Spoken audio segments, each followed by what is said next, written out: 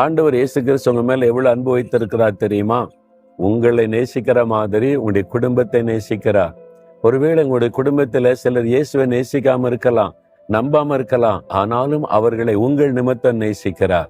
அது மாத்திரம் இல்ல, உங்களுடைய சந்ததியை அவர் ஆசீர்வதிக்க விரும்புகிறார். அதுதான் ஆண்டவர் இயேசுவனுடைய அன்பும் அவருடைய கிருபையும்.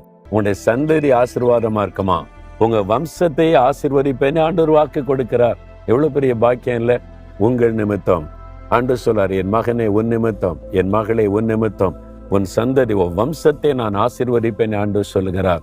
அப்ப தேவனுக்கு பயந்து அவருடைய கற்பனைகளை நேசித்து அவருடைய வழிகளில் நடக்கும்போது எவ்வளவு பெரிய ஆசீர்வாதம் பார்த்தீங்களா?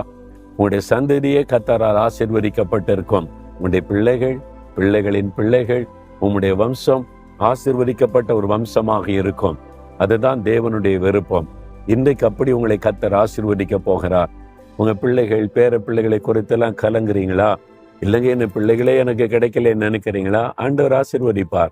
உங்களுடைய சந்ததியை பெருக பண்ணுவார். உங்களுடைய வம்சம் ஆசீர்வதிக்கப்பட்டிருக்கும் நீ வாக்கு கொடுத்திருக்கிறார்ல. அப்ப கட்டாயம் உங்களுக்கு ஒரு சந்ததி வரப்போகுது இல்ல, கட்டாயம் ஆசீர்வதிப்பார். உங்க பிள்ளைங்க மக்கா இருக்கிறாங்க, படிக்க மாட்டீங்கன்னு கவலைப்படுறீங்களா? வாக்கு தத்தத்தை பிடித்து ஜெபம் பண்ணுங்க. என் வம்சம் ஆசீர்வதிக்கப்படும் சொன்னீங்க, என் சந்ததி ஆசீர்வதிப்பேன். நீங்க என் பிள்ளைகள், பேர பிள்ளைகள் ஆசீர்வதிங்க. ஞானம் கொடுங்க, படிப்பில சிறந்து விளங்கணும், சாதிக்கணும். நீங்க சொல்ல சொல்ல ஜெபிக்க ஜெபிக்க அந்த ஆசீர்வாதம் எல்லாம் உங்களுடைய பிள்ளைகளுடைய வாழ்க்கையில உங்களுடைய சந்ததியில உண்டாகும்.